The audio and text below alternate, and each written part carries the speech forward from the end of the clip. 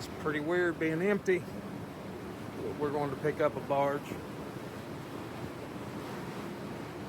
Here's what the front of a barge looks like.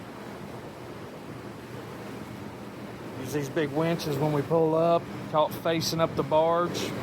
Hook those cables to the barge. And there's our straps and wires.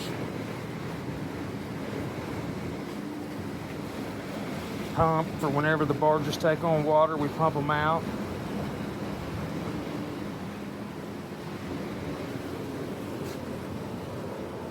When you need a break, this is the doghouse.